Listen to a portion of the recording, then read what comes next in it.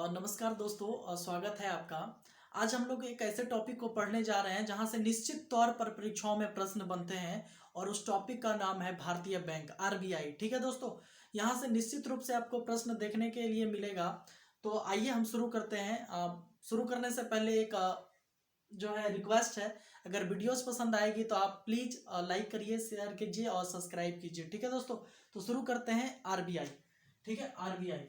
तो दोस्तों आरबीआई हमारे देश की जो है, आपको पता होगा, ये केंद्रीय बैंक है। ठीक है, तो इसका दौर कैसे शुरू हुआ? तो ये जो है विश्व का पहला, जो परीक्षाओं में सवाल पूछे जाते हैं कि विश्व का पहला जो है केंद्रीय बैंक स्थापित करने वाला देश कौन है, तो पहला देश जो है स्वीडन है। ठीक है दोस्तों, स्वीडन।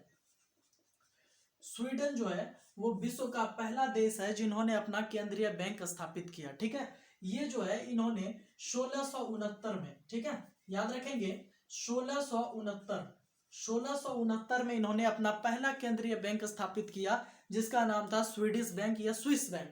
ठीक है दोस्तों, ये जो है 1669। ठीक है, अब इसी के क्रम में हम अपने देश की भी बैंक के बारे में जानेंगे, जिसका नाम है आरबीआई। ठीक है, आरबीआई। तो दोस्तों आप याद रखेंगे आरबीआई के बारे में कुछ फैक्ट्स है। पहले फैक्ट्स को हम लोग देख लेते हैं। इसके पहले की कहानी क्या है, इसकी स्थापना करने की जो है कहानी क्या है और इससे क्या क्या प्रश्न बनते हैं। तो दोस्तों आप इसमें जानेंगे कि भारत में पहली बार एक आयोग आया जिसका नाम था चैम्बरलिन आयोग। चैम्बरलिन आयोग, ठीक है। चैम्बरलिन आयोग ने एक सुझाव दिया कि भारत में जो है एक केंद्रीय बैंक होना चाहिए। ठीक है, इन्होंने एक सुझाव दिया चैम्बरलिन आयोग, जो कि बना था, आपको परीक्षाओं में सवाल पूछा जाता है कि चैम्बरलिन आयोग का गठन कब किया गया, तो 1914 में। 1914 में इस आयोग ने एक सुझाव दिया कि भारत में एक जो है केंद्रीय बैंक होना चाहिए। ठीक है, और जो है इनके बाद क्या हुआ, आपको पता होगा कि हमारा जो है पूरा भारत उस समय ब्रिटिशों के उपनिवेश के रूप में अधीन था। तो उस समय उन्होंने 3 प्रेसिडेंसी के रूप में जो है बैंक स्थापित की थी, bank of Bengal, bank of Mumbai और बैंक ऑफ मद्रास। ठीक है दोस्तों, जिसको हम लोग बंबई कहते थे। तो उन तीनों प्रेसिडेंसी वाले बैंक को मिलाकर एक बैंक की स्थापना की गई, जिसका नाम था इंपीरियल बैंक। ठीक है, इंपीरियल बैंक, जिसकी स्थापना 1921 में की गई। ठीक है, इंपीरियल बैंक की स्थापना 1921 में की गई दोस्तों। जिसके बाद क्या हुआ, 1921 के बाद ये बैंक आगे बढ़ी, आगे काम करने लगी, लेकिन हुआ क्या, 1926 में, याद रखेंगे 1926 में एक और आयोग बनती है, एक और आयोग आई और उसका नाम था यंग हिल्टन आयोग। याद रखिएगा, याद रखिएगा, यहां से प्रश्न पूछा जाता है। यंग हिल्टन आयोग, यंग हिल्टन आयोग 1926 में बना था। इन्होंने जो है सुझाव दिया कि जो है आरबीआई, ठीक है, पहली बार इन्होंने सुझाव दिया कि आरबीआई जो है वो भारत का केंद्रीय बैंक होना चाहिए। इन्होंने सुझाव दिया कि आरबीआई जो है वो केंद्रीय बैंक होना चाहिए भारत का। ठीक है, तो इन्हीं के सुझाव पे क्या हुआ, 1934 में एक और जो है बीमा समिति, बैंकिंग समिति बनी थी 1934 में, और यही बैंकिंग समिति और यंग हिल्टन समिति के सुझाव पर जो है आरबीआई का गठन कर दिया गया 1 अप्रैल 1935 को। ठीक है दोस्तों, याद रखेंगे 1 अप्रैल 1935 को आरबीआई की स्थापना की गई। इसके पहले जो अध्यक्ष थे, इनके पहले जो गवर्नर बने, उनका नाम था सर ऑसबॉर्न स्मिथ। ठीक है, याद रखेंगे आरबीआई के पहले गवर्नर सर ऑसबॉर्न स्मिथ थे। ठीक है, इनका जो हेडक्वार्टर था, याद रखेंगे हेडक्वार्टर ये पहले कलकत्ता था। ठीक है, कलकत्ता, इनका हेडक्वार्टर कलकत्ता था। 1938 में, याद रखिएगा 1938 में जो है इसका मुख्यालय यहां से चेंज हो गया और यहां से चला गया मुंबई। ठीक है, मुंबई, उस समय बंबई था, इनका नाम उस समय बंबई था लेकिन अभी मुंबई है। तो ये जो है बंबई चला गया 1938 में। ठीक है दोस्तों, इनका मुख्यालय बंबई। इसके बाद दोस्तों इसमें और क्या चीजें हैं, आप याद रखेंगे 1948 तक पाकिस्तान और म्यांमार का भी ये केंद्रीय बैंक रहा आरबीआई। ठीक है, 1948 तक परीक्षाओं में पूछा भी जाता है कि 1948 तक किन किन देशों का जो है आरबीआई मुख्यालय था, मतलब केंद्रीय बैंक था। तो इसमें एक म्यांमार और दूसरा था पाकिस्तान और तीसरा था भारत। 3 बैंकों का जो है राष्ट्रीय बैंक आरबीआई हुआ करता था 1948 तक। लेकिन 1948 के बाद जो है ये भारत का सिर्फ ये हो गया आरबीआई। और आपको पता है कि आरबीआई का नेशनलाइज 1949 में किया गया। 1949 में जो है इसका राष्ट्रीयकरण किया गया। राष्ट्रीयकरण करने के समय जो है इनके गवर्नर सीडी देशमुख थे, जो भारत के प्रथम भारतीय गवर्नर बने थे। ठीक है दोस्तों, अब इनमें और भी चीज जो पूछी जाती है परीक्षाओं में वो हम जानने का प्रयास करते हैं। आरबीआई का लोगो याद रखेगा, हर बैंक का अपना एक लोगो होता है, उसी प्रकार आरबीआई का भी एक लोगो है। आप याद रखेंगे आरबीआई का लोगो जो है ताड़ के पेड़ के नीचे बैठा हुआ एक बाघ है। ठीक है दोस्तों, ताड़ के पेड़ के नीचे बैठा हुआ एक बाघ है जो इसका लोगो है। ठीक है दोस्तों, अब हम लोग आगे देखते हैं इसके बारे में कि इनका मुख्य रूप से और क्या क्या फंक्शन है। ठीक है, ये तो हो गया इसका बेसिक जानकारी। ठीक है, इसका हो गया बेसिक जानकारी। अब हम लोग देखते हैं इसके आगे के बारे में कि और क्या क्या हुआ, क्या क्या और प्रश्न बन सकते हैं। तो याद रखेंगे इनका जो फंक्शन है साथियों, इनमें जो है आरबीआई में टोटल 20 मेंबर होते हैं।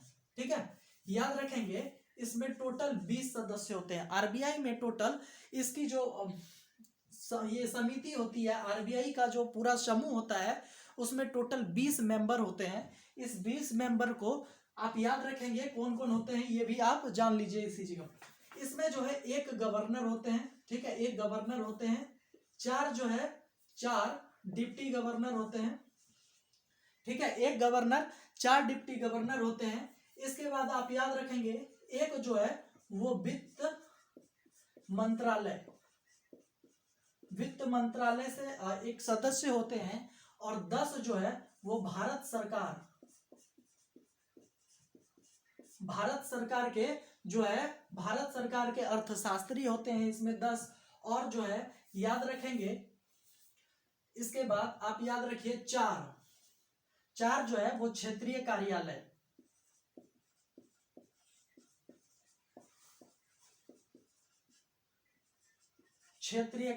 ठीक है दोस्तों, ये 4 क्षेत्रीय कार्यालय भी, इनमें 4 क्षेत्रीय कार्यालय के भी जो है इसमें सदस्य होते हैं। ठीक है दोस्तों, अब जो है अब एक चीज और जान लीजिए, आरबीआई के बाद आरबीआई का देश के बाहर एकमात्र शाखा जो है वो लंदन में है। ठीक है, याद रखेंगे आरबीआई का एकमात्र शाखा देश के बाहर जो है वो लंदन में है। ठीक है, अब हम लोग जानते हैं आरबीआई का फंक्शन क्या क्या है, आरबीआई क्या क्या काम करती है हमारे देश में, वो हम लोग जानते हैं। तो आपको पता होगा आरबीआई जो है सबसे पहला काम इनका होता है मौद्रिक नीति जारी करना। ठीक है, मौद्रिक नीति जारी करना।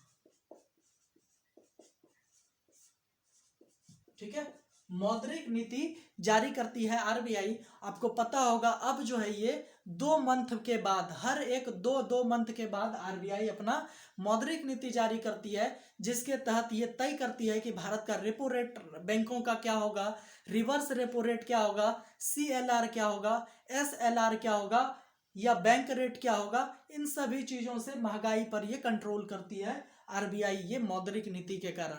ठीक है दोस्तों, ये पहला काम हुआ। दूसरा काम जो है इनका ये है, दूसरा काम कि ये जो है सरकार के बैंकर के रूप में काम करती है। ठीक है, सरकार के बैंकर के रूप में, सरकार के बैंकर के रूप में ये दूसरा इसका प्रमुख काम है कि ये सरकार का बैंकर का काम करती है। तीसरा काम है कि ये बैंकों का बैंक कहा जाता है। इसमें जो है आप और हम खाता इसमें नहीं खोल सकते हैं, इसमें जो है ये खाता हम लोग नहीं खोल सकते, ये आम जनों के लिए यहाँ सुविधा उपलब्ध नहीं होती है। ठीक है, और चौथा काम है, आप याद रखेंगे चौथा काम, ये देश में नोट छापने का काम करती है। ये भारत सरकार का नोट छापने वाली एक संस्था है जिसका नाम है आरबीआई। इसी के तहत जितनी भी नोट है, आप जानेंगे जितनी भी नोट छपती है वो जो है आरबीआई के द्वारा छपती है। लेकिन इसमें 1 रुपये का, याद रखेंगे 1 रुपया का नोट जो है वो भारत सरकार की एक संस्था है वित्त मंत्रालय के द्वारा 1 रुपया का नोट छपती है, और उस पर जो हस्ताक्षर होता है वो वित्त सचिव का होता है। ठीक है, वित्त सचिव का हस्ताक्षर 1 रुपये के सिक्का या नोट पर होता है। 1 रुपये के नोट पर वित्त सचिव का हस्ताक्षर होता है।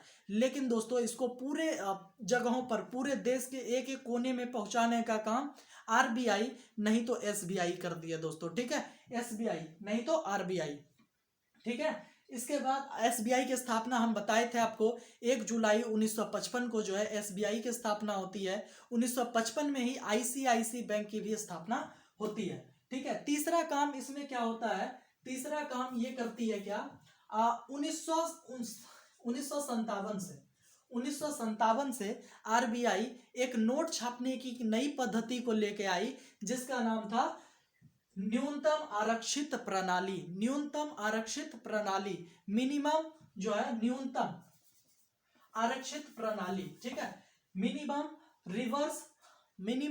रिजर्व जो मिनिमम रिजर्व जो क्या कहते हैं उसको प्रणाली है, उसको लेके आई थी आरबीआई, ठीक है। 1957 से नोट छापने की एक नई पद्धति लाई, न्यूनतम आरक्षित प्रणाली के तहत नोट छापती है, ठीक है। इसके बाद दोस्तों एक और काम करती है आरबीआई कि ये सरकार को 90 दिनों तक, ठीक है, अगर सरकार के पास खजाने की कमी हो जाती है तो 90 दिनों तक जो है ये ऋण उपलब्ध कराती है आरबीआई, ठीक है। और चौथा, इसका पांचवा काम होता है कि देश में ये जो नोट छापने का काम करती है, ये तब नोट छापेगी जब इसके पास 200 करोड़ की पूंजी होगी, जिसमें कि आपको पता है, जिसमें कि 115 करोड़ का जो है वो सोना होना चाहिए और 85 करोड़ का ये जो है विदेशी मुद्रा होना चाहिए, नहीं तो विदेशी कोई भी शेयर पत्र होना चाहिए या डिवेंचर जिसको कहते हैं वो होना चाहिए, ठीक है दोस्तों। तो ये तमाम काम जो है ये आरबीआई के द्वारा किया जाता है और आरबीआई ही हमारे देश में सर्वोच्च संस्था होती है नोट निर्गमन करने की, और जो है जितने भी वित्तीय सहायता और भी जितने भी बैंकों की को दी जाती है ये आरबीआई के द्वारा दी जाती है, ठीक है। तो दोस्तों इससे जितने भी प्रश्न लगभग जो बन सकते थे वो हम आज क्लियर किए, और भी जो भी फैक्ट्स होंगे वो हम आगे देखेंगे। अगर वीडियो आपको पसंद आई होगी तो आप प्लीज़ इसको लाइक कीजिए, शेयर कीजिए और सब्सक्राइब कीजिए, ठीक है। और ज़्यादा से ज़्यादा दोस्तों को शेयर करने का प्रयास कीजिए। धन्यवाद।